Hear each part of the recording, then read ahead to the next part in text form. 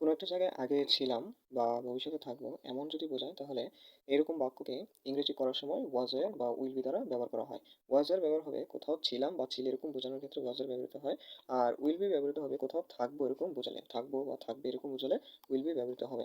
যেমন আমি ঢাকায় ছিলাম, তাহলে আই ওয়াজ ইন ঢাকা হবে। আমি ঢাকায় ছিলাম, আই ওয়াজ ইন ঢাকা। তারা বাড়িতে ছিল, দে আর এট হোম। তারা বাড়িতে ছিল, দে আর এট হোম। এখানে ইন আর এট কখন ব্যবহৃত হবে? যখন ইন ব্যবহৃত হবে তখন যখন বড় একটা স্থান বোঝাবে। ঢাকা হচ্ছে একটা বড় স্থান, কিন্তু এটা নির্দিষ্ট বোঝাবে না। বড় স্থান বোঝালে কিন্তু নির্দিষ্ট বোঝাবে না। এখন আমি ঢাকায় ছিলাম, কিন্তু ঢাকার কোথায় ছিলাম সেটা নির্দিষ্ট বোঝাচ্ছে না।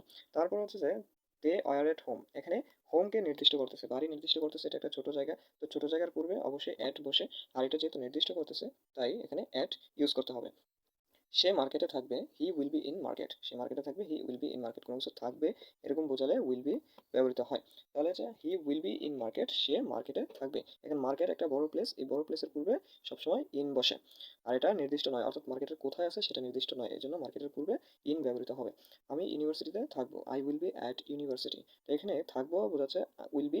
আর অ্যাট ইউনিভার্সিটি হবে কারণ ইউনিভার্সিটি একটা ছোট জায়গা আর এটাকে নির্দিষ্ট করে বোঝায়, তার জন্য এর পূর্বে অ্যাট ব্যবহৃত হয়।